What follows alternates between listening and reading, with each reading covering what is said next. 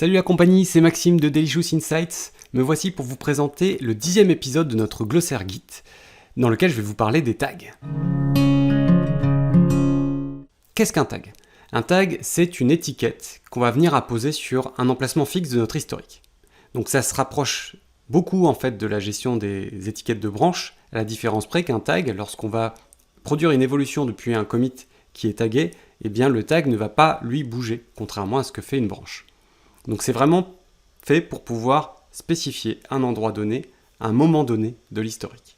Quel rôle va jouer un tag ? Le rôle principal qu'on voit pour les tags, c'est la numérotation de logiciels.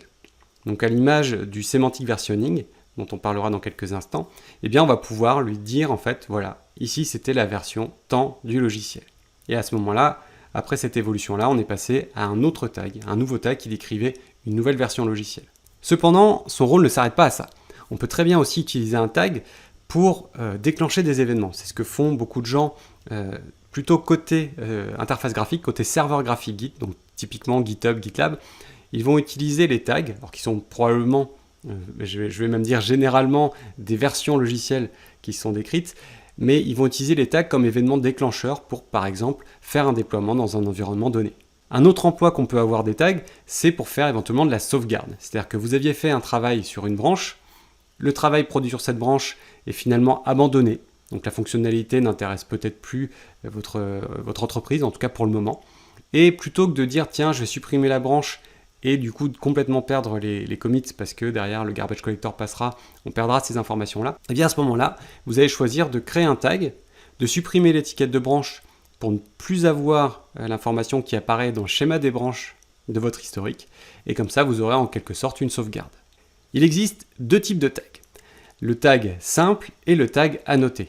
Donc la différence entre les deux est, comme vous l'avez peut-être déjà compris, que le tag annoté va permettre d'embarquer une annotation et en réalité un petit peu plus.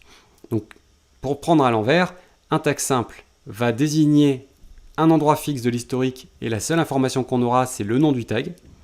Un tag annoté va avoir un nom donné et il va embarquer donc des métadonnées. Ces métadonnées, ça va être l'auteur du tag, l'heure et la date de création du tag, un message personnalisé et bien évidemment l'information du commit qui est ciblé.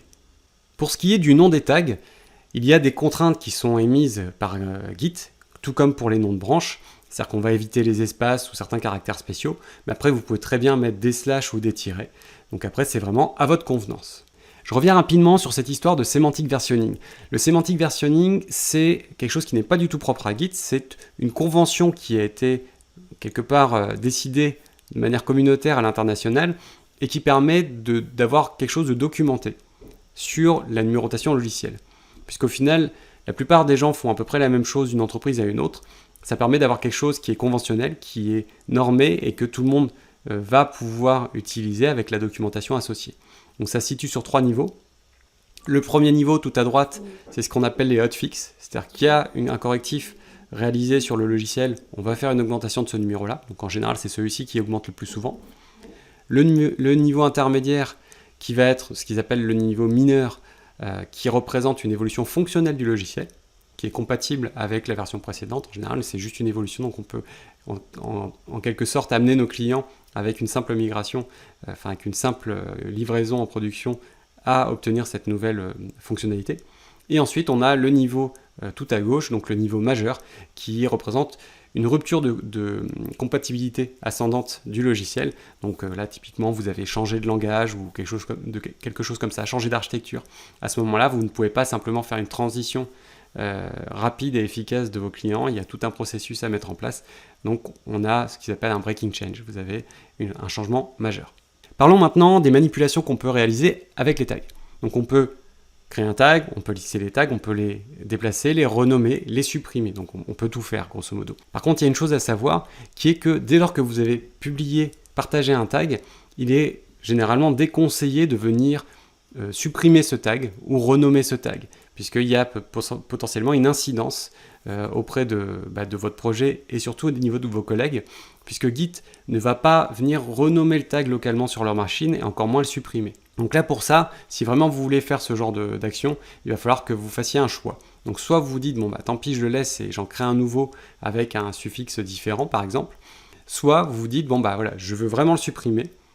Par contre, à ce moment-là, il va falloir que vous alliez, donc que vous poussiez la suppression sur le serveur partagé, sur le dépôt partagé, et que vous alliez voir vos collègues et qu'ils fassent la suppression manuelle, les uns après les autres sur leur machine, et qu'ils fassent explicitement une récupération du tag à jour au bon emplacement. Voilà, c'est tout pour cet épisode. Comme d'habitude, si vous avez aimé, un petit pouce. Vous pouvez partager autour de vous, regardez sinon, comme d'habitude, ce qu'on fait comme activité chez Day Issues Insights, à savoir de la formation, du conseil. N'hésitez pas à faire appel à nos services. Et en attendant l'épisode de la semaine prochaine, je vous embrasse et je vous dis à très vite.